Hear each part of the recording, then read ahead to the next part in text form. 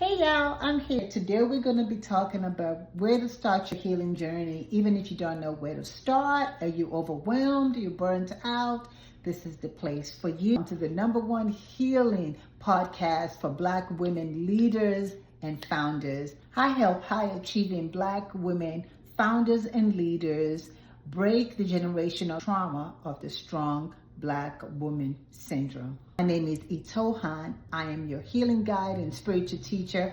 Welcome and healing from the strong Black woman syndrome. If you are tired of being strong, if you are tired of not being connected to yourself, most importantly, if you're tired of not having authentic connections, if you're tired of struggling in love, if you're tired of the mask, of wearing a cape, of having too much on you, of being overwhelmed, of just running for the sake of running. If you are tired from all of the labels, if you are tired from being in your masculine, if you would like to tap into your womanhood, if you would like to tap into your intuition and wisdom, this is the place for you. I would like to invite you to like, comment, and subscribe, because it's going to definitely let me know that my content is being valued and that somebody is watching my brand new channel, this little baby. I'm going to build it up, and I want you to be one of the ones that said, I knew her when. I knew her when she first got started. I was one of the first 10 subscribers. So right now, I think I have 7 subscribers. This is my 3rd video, and everyone that has subscribed to my channel, thank you so much. And let's get started. And so I wanted us to talk about healing, and I'm going to be sharing with you guys some of my own healing journey, and give you three. I want to give you 3 practical steps that you can take to actually help to start you on your healing journey, to propel you on your healing journey. Much like a lot of you guys, I am an overachiever, and I was just out here just spinning. I was out here spinning. I was doing all the things for everybody. I had my own business. I had a child. I was co-parenting. And so that means that I was co-parenting, single co-parenting, running my business. Did I mention that I was running a business? And I was involved in all the activities that my son was in. I was the one that was involved, that spearheaded it. I was the chauffeur, I was the chef, I was Instacart, I was everything to my household and to my business. Needless to say, that was not sustainable. If somebody had told me when my son was younger that it was going to come a time where my body would physically not want to move anymore. 2 separate times within the 6 months period, I got sick, and that is when I knew, okay, I have to make a drastic change. And that's when I started trying to heal. I started really taking my healing seriously. I started taking it seriously, and I started saying no to a lot of things, and I slowed down tremendously. One of the things that happens to us as Black women is that we are always doing all the things to everybody. In my case, can you imagine, even with everything that I had going on, I still found time to be the classroom parent, the room parents. And if anybody if any woman here has a young child, you know what that is.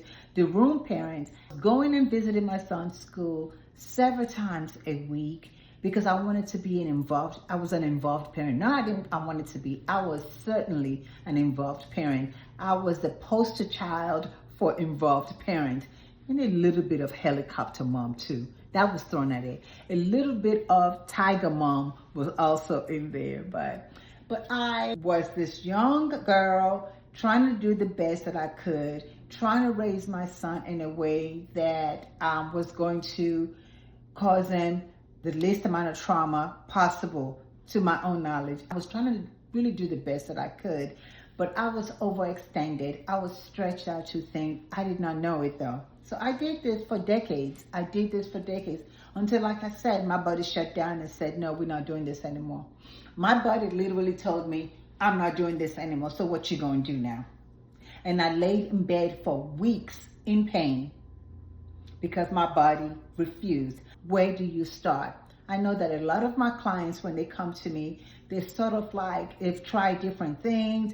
They've tried and failed at meditation. They don't really like to journal, and they just like go into different modalities trying to find what works for them. So what I do is, one of the first few questions that I ask my clients when they first start working with me is, who are you?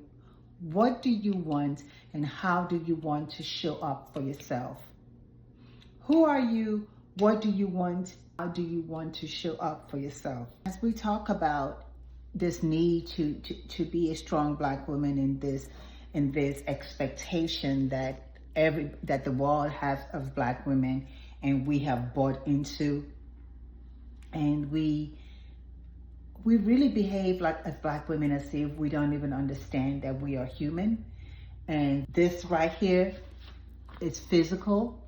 The other day I was watching this show on Netflix called Later Daters, and there were a couple of Black women, and I'm always struck with dating shows or shows that deal with relationships and matters of the heart, when they show Black people and how starkly different we are from everybody else.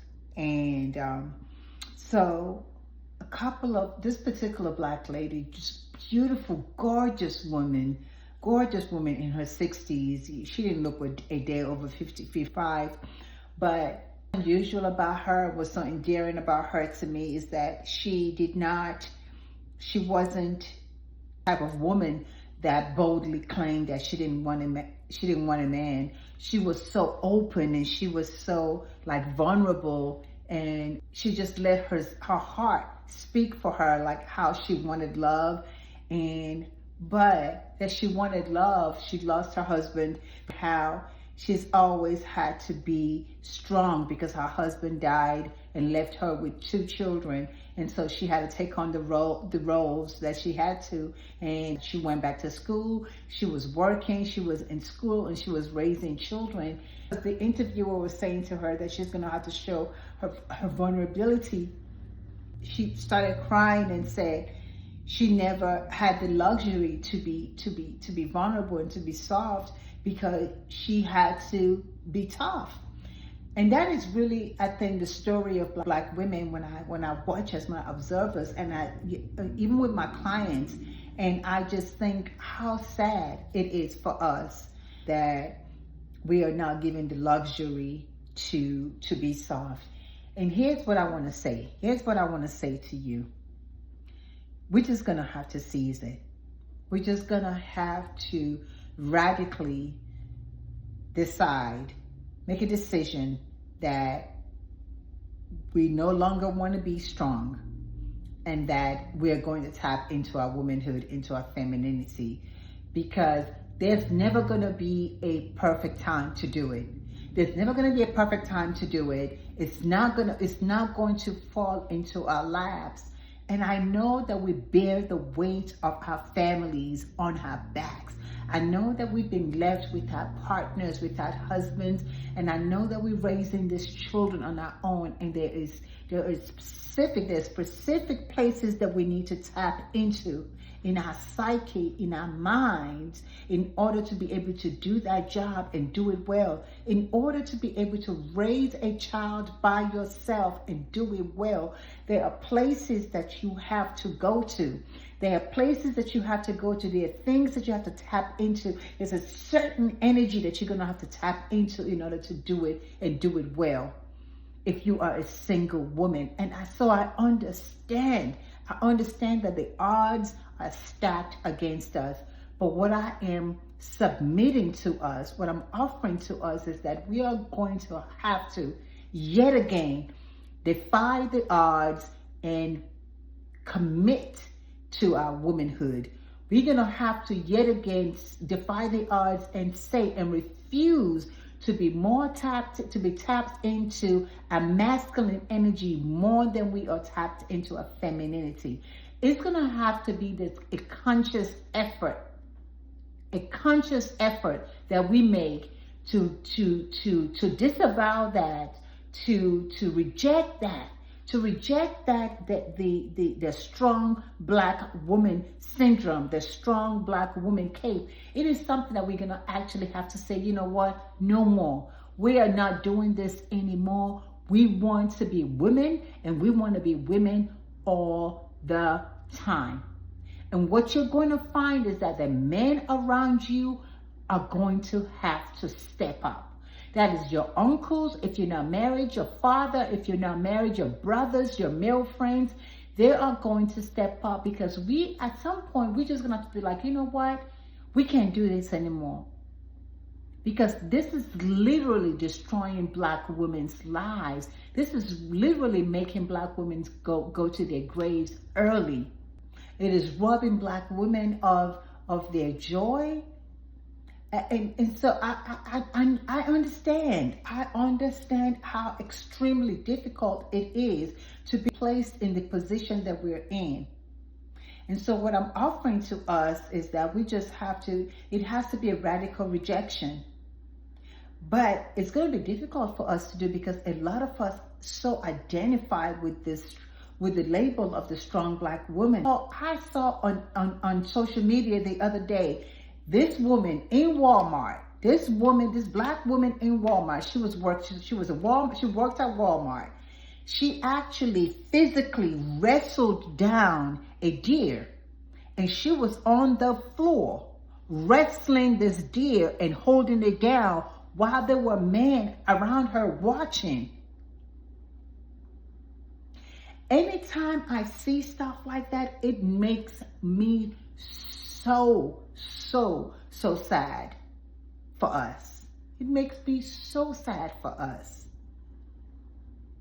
because we really do rush. I'm not going to sugarcoat this part. We really do rush to prove just how, for lack of a better word, how strong we are, how we got it, how we can do it. And it's time for us to start saying no.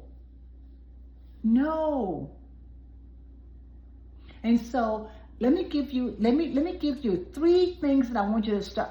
I don't know why I can't do 3. This is 4.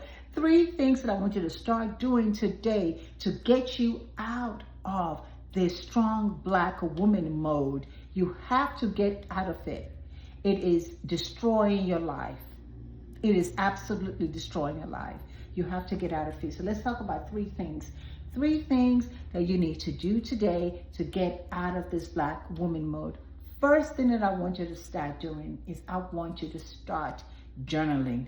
And yes, I know that nobody wants to journal, but I'm here to tell you that it would absolutely change your life. Once you commit to it and you get into it, it will absolutely change your life. So what I'm going to say to you is to help you to make it easier for you to get into the habit, to make it easier for you to be consistent. You want to do it first thing in the morning. First thing in the morning before your day gets started. I want you to buy a notebook, buy a pretty journal with a pretty pen. You know, that's going to motivate you to do it. Whatever is going to motivate you, buy a pretty pen, buy a pretty journal, and just sit. I would even say, burn some candles. Burn some candles, turn your phone off, and just sit and let your thoughts come out. Let your thoughts come out on that paper and just write. Just write. Just start with a simple prompt. Yesterday was. That's your first prompt. Yesterday was. Yesterday was, and then whatever comes out needs to come out. Just start with that prompt. Yesterday was. Okay? That's what I want you to do for right now. For the next 7 days, just start with yesterday was. When you start journaling and doing it consistently, you're going to have so much clarity. Writing in your journal, that simple thing, it seems easy, it seems really simple, but it is profound. It is a profound act of self-love, and it will give you so much clarity, because all of the thoughts that you have swimming up here, all the self-doubts, all the negative talk, you can actually get it out of your head and start just writing it down, because it is going to allow you to really see what it is that drives you every day. What is driving, what are the thoughts and the beliefs that are driving your behaviors and your patterns? You need to see it, because once you see it, then you can acknowledge it. You become aware of it, you acknowledge it, then we can heal it. Okay? The second thing I want you to do to start your healing journey is affirmations.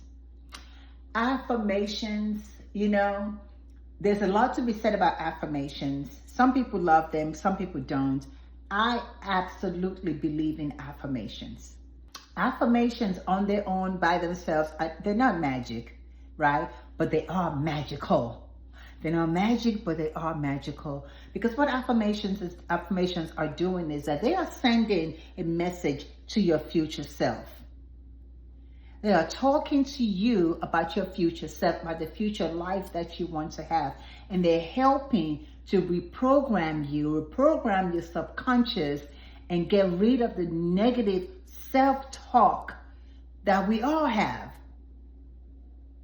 And that is where they're rewiring your brain, so that instead of hearing all the things that you don't like about yourself, all of the negative self-talk that you're having, you actually speaking out positive things, and you actually speaking out your intentions, your positive and powerful intentions. And you say your affirmations until your physical reality aligns with them.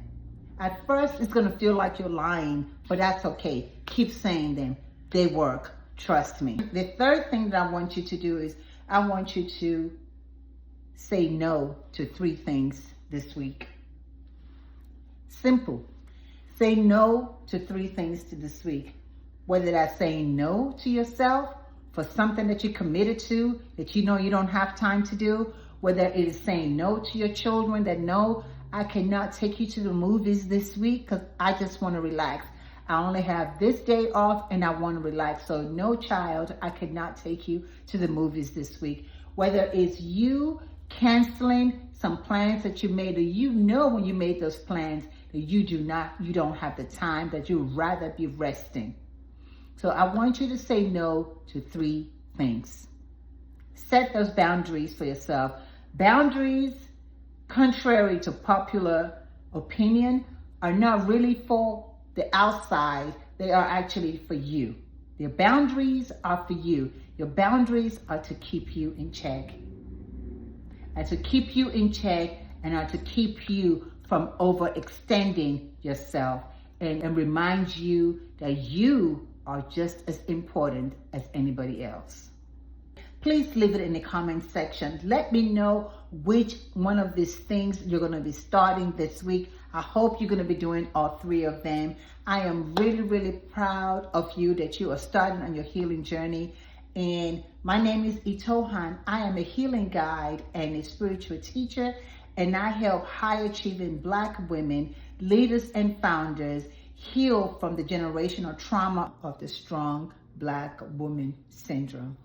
I help you heal so that you are able to form deep, authentic connections, first with yourself and then with your loved ones, so that you can reclaim your softness and your womanhood, because therein lies your true power.